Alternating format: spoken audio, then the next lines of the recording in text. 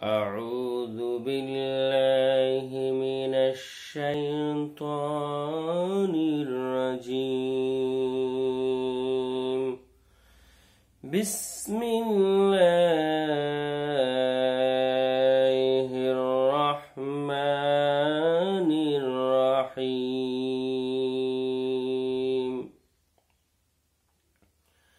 إن يوم الفصل كان ميقاتا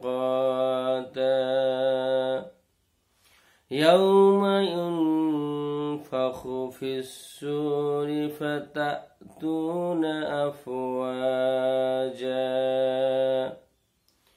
وفتحت السماء فكانت أبوابا وسيرت الجبال فكانت سرابا. صدق الله العظيم.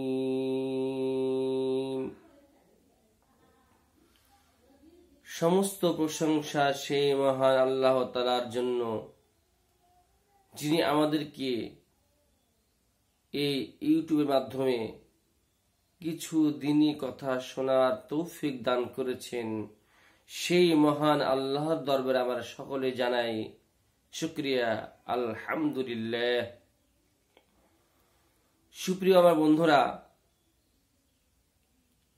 এর আগের ভিডিওতে আপনাদেরকে আমি সূরা নাবার প্রথম অংশ তাফসীর শুনিয়েছি।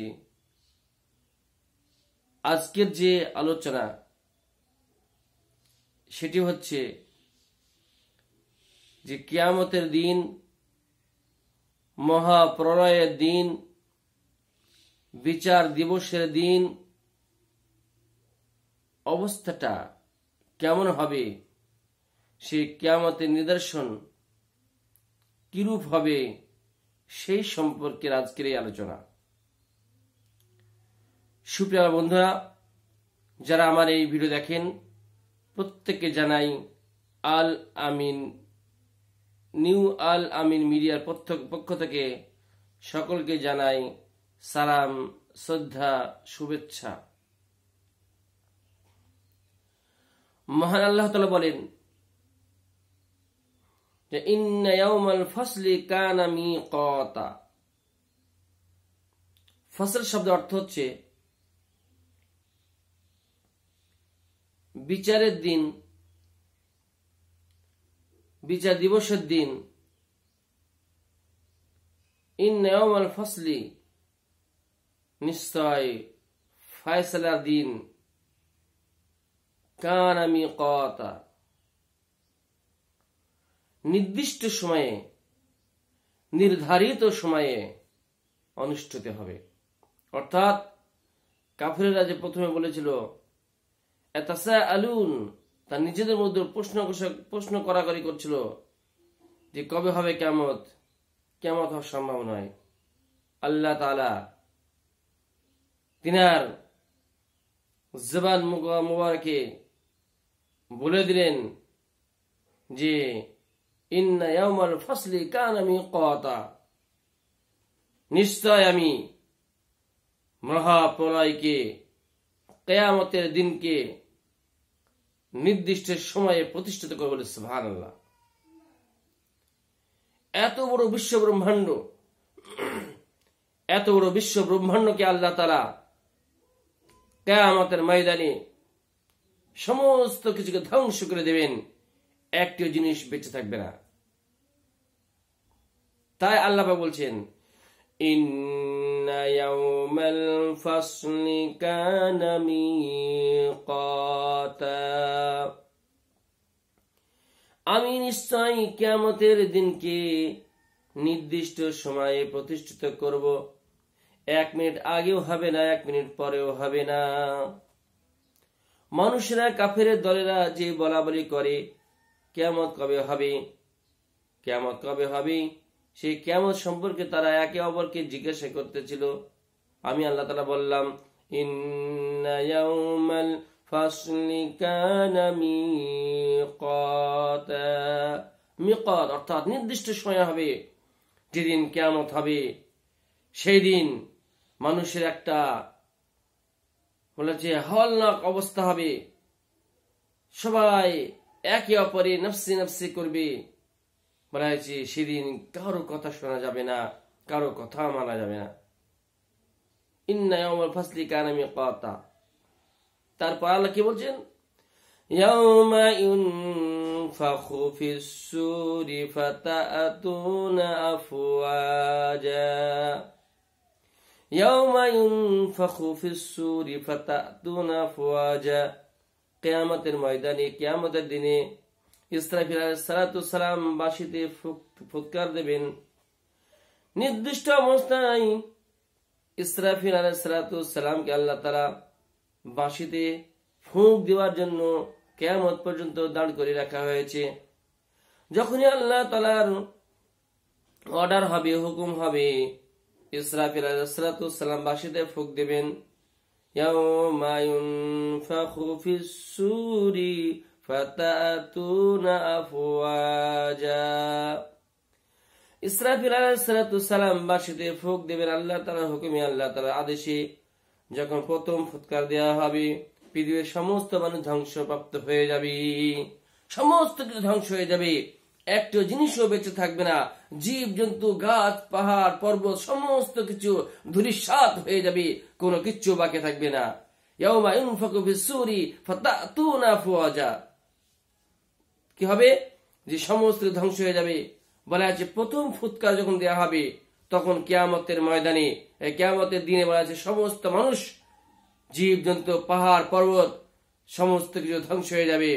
যখন বলা আছে দ্বিতীয়বার ফুঁক দেবেন, মানুষ বলা আছে প্রত্যেকটা মানুষ বলা আছে কবর থেকে, বলা আছে আজকে আমরা কি বলি যে আমরা সেই হাড় মাংস, কাফেররা বলে সব গলে পচে নষ্ট হয়ে যাবে, হাড্ডি নষ্ট হয়ে যাবে, কোনো কিচ্ছু আমাদের বাকি থাকবে না, আমাদের কিয়ামত হবেও না, আল্লাহ আমাদের চিন্তা করতে পারবেও না। কিন্তু আল্লাহ কি বলছেন যে না, ইয়াউমা ইউনফাখু ফিস-সূরি, যখন কিয়ামতের ময়দানে ইসরাফিল আলাইহিস সালাতু সালাম বাঁশিতে ফুঁক দেবেন, তবে কি হবে? ফাতা'তুনা আফওয়াজা, তারা দলবদ্ধ হয়ে সকলেই আমার কাছে হাজির হয় বলে সুবহানাল্লাহ।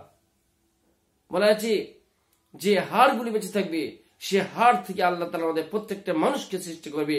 বলা আছে যে যেখানেই তাকে সমাধিস্থ করা হোক না কেন, সেখান থেকে আল্লাহ তাআলা সে কিয়ামতের ময়দানে প্রত্যেকটা মানুষকে বলা আছে তারাকে জীবিত করার পরে প্রত্যেক মানুষ কবর থেকে বলা আছে যে যেখানে সমাহিত আছে তাকে সেখান থেকে আল্লাহ তাআলা প্রত্যেকটা মানুষকে বলা আছে কিয়ামতের ময়দানে মহাপুরের দিনে আল্লাহর কাছে হাজিরা দিতে হবে। তা'তুনা আফওয়াজা, মানে তারা দলবদ্ধভাবে আমার কাছে চলে আসবে। তারপর কি বলছেন? ওয়াফুতিহাতিস সামাউ ফাকানাত আবওয়াবা। আজকে আমরা দেখছি, মনে মনে ভাবছি যে আকাশ যেন একটাই মাত্র আকাশ দেখা যাচ্ছে। আল্লাহ তাআলা কি করবেন? কোনো দরজা নেই, দেখতে পাচ্ছে আকাশের কোনো দরজা নেই। কিন্তু আল্লাহ তাআলা কিয়ামতের ময়দানে মহাপ্রলয়ের দিনে কিয়ামতের ময়দানে আল্লাহ তাআলা বলা আছে এই আকাশকে কয়েকটি দরজায় ভাগ করে দেবেন। বলেছে এই আকাশকে আল্লাহ তাআলা সেদিন বলেছে ধ্বংসপ্রাপ্ত করে দেবেন, আর আকাশ হয়েছে কয়েকটি ভাগে বিভক্ত হয়ে যাবে, অনেক দরজা সেই আকাশ থেকে আমরা দেখতে পাবো, বুঝতে পারবো।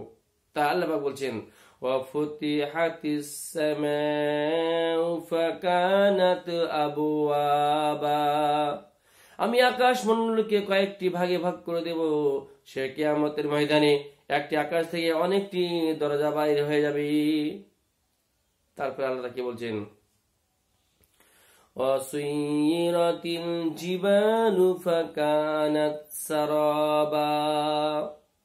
আজকে আল্লাহ পাক মহান আল্লাহ তাআলা দুনিয়ার বুকে বিভিন্ন দেশে বিভিন্ন প্রান্তরে বড় বড় পাহাড়কে আল্লাহ তাআলা পেরেকের মতো গেঁথে দিয়েছেন। কিন্তু কিয়ামতের ময়দানে সে পাহাড়গুলিকে আল্লাহ তাআলা বলবে, পাহাড় তুমি যাও, তুমি চূর্ণ বিচূর্ণ হয়ে যাও। আল্লাহ তাআলার হুকুমে পাহাড়গুলি, পর্বতগুলি সব চূর্ণ বিচূর্ণ হয়ে যাবে, ধূলিসাৎ হয়ে যাবে, মাটির সাথে সকলে মিশে যাবে। মনে হবে যেন ওইখানে পাহাড় যেন মনে হয়েছে পাহাড়কে প্রত্যেকটি বস্তুকে বলা আছে মরিচিকার মতো করে দেবে। মনে হচ্ছে ওখানে যেন পানি আছে, সেখানে যাবে দেখছি না কোনো রকম পানি নেই। মনে হচ্ছে ওখানে যেন কোনো রৌদ্র পড়েছে, কিন্তু দেখা যাচ্ছে না কোনো কিছুই রৌদ্র পড়েনি।